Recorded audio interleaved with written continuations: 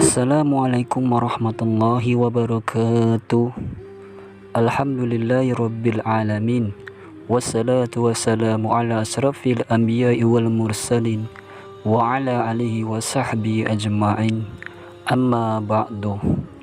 Sahabat beriman yang dimuliakan Allah Subhanahu wa taala, mohon maaf sebelumnya jika thumbnail atau judul video di atas membuat Anda berpikir negatif. Dikisahkan seorang anak SMA yang durhaka kepada orang tuanya. Janganlah menyakiti hati ibumu.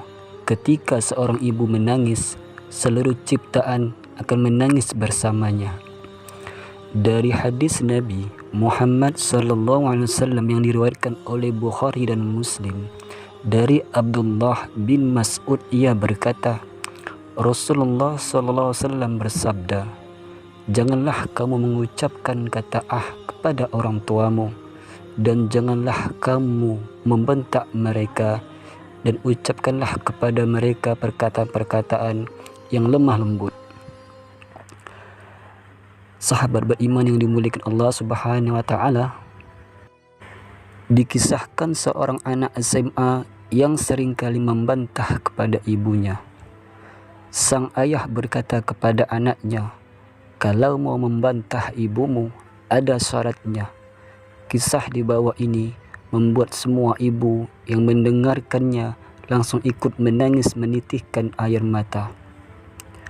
Seorang anak SMA yang seringkali membangkang dan membantah kepada ibunya sampai ibunya kesal setengah mati.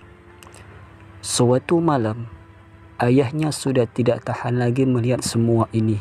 Akhirnya, ayahnya mengajak anaknya keluar rumah untuk berjalan-jalan berdua. Mereka berdua berjalan sudah cukup panjang tanpa mengucapkan sepatah kata pun, dan sampai akhirnya sang ayah memecahkan keheningan. Kalau kamu mau adu mulut dengan ibumu, ada syaratnya. Pilihlah dari salah satu semua ini. Kalau kamu sanggup, kamu baru punya hak untuk membangkang. Tidak perlu semua. Asalkan kamu bisa melakukan salah satu saja, itu pun sudah cukup. Yang pertama, selama 3 bulan berturut-turut muntah sehabis makan.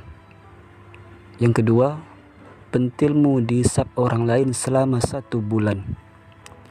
Yang ketiga, taruhlah bola basket di perutmu dan bawa itu selama 10 bulan. Yang keempat, cobalah rasakan sakitnya dicambuk selama 48 jam waktu melahirkanmu. Ibumu merasakan hal itu. Yang kelima, selama 10 bulan tidak bisa menjadi dirimu. Makan dan minum semua harus dijaga. Yang keenam, selama 5 bulan kalau tidur tidak bisa putar kanan dan putar kiri. Yang ketujuh, selama 10 bulan tidak bisa berlari. Kedelapan, selama 8 bulan tidak boleh sakit. Kalaupun sakit tidak boleh minum obat. Yang kesembilan, membantu seorang bayi menggantikan popoknya selama berbulan-bulan lamanya. Yang ke-10, setiap malam bangun setiap jam 2 sekali waktu tidur. Setelah mengucapkan kalimat itu, ayahnya ini kemudian berjalan ke pintu rumah. Lalu dia menepuk pundak anaknya sambil berkata, nanti waktu masuk ke rumah ini, tolonglah berikan wanitaku sedikit kehormatan. Sang anak hanya bisa terteguh dan terkaget. Siapa sangka ayahnya menggunakan gaya berbicara seperti seorang teman kepadanya.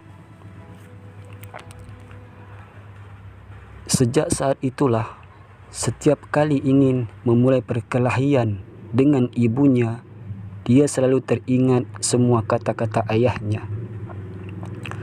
Lalu ada seorang tetangga lain yang setelah mendengar kisah ini, kemudian menceritakan kisahnya juga.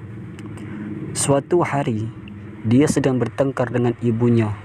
Siapa sangka ayahnya langsung mendorongnya dan membentaknya. Ibumu itu adalah kesayanganku yang selalu aku lindungi. Aku selalu lemah lembut sama dia. Atas dasar apa kamu membentaknya? Apa kamu tahu pengorbanan ibumu yang begitu besar kepadamu? Seorang pria yang masih bisa membisikkan istrinya yang baru melahirkan.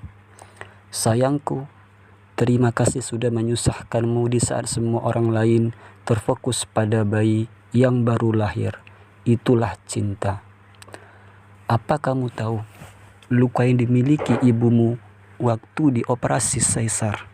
Apakah kamu tahu rasanya sakit yang dia rasakan waktu melahirkanmu? Apakah kamu tahu dari mana datangnya semua ASI yang diberikan ibu kepadamu? Dari darahnya sendiri. Bagi para anak, seorang ayah yang bisa mencintai ibumu dan menyayanginya adalah seorang ayah yang layak kamu hormati juga. Sahabat beriman yang dimuliakan Allah Subhanahu wa taala. Ibu adalah pahlawan super universal bagi kita masing-masing.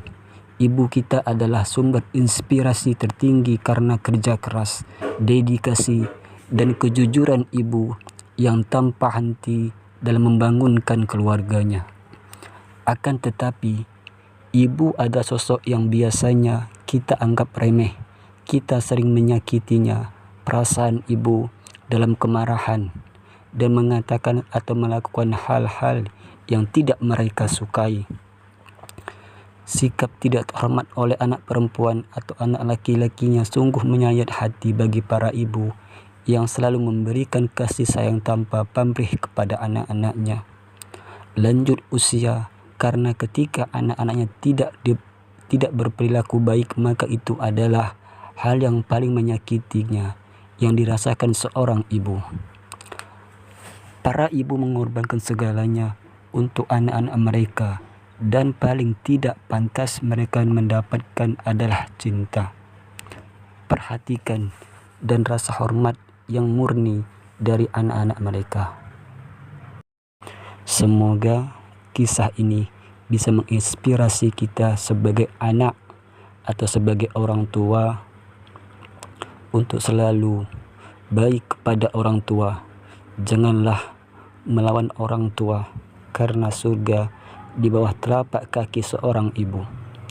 Semoga apa yang saya sampaikan bermanfaat. Singkat cerita, wassalamualaikum warahmatullahi wabarakatuh.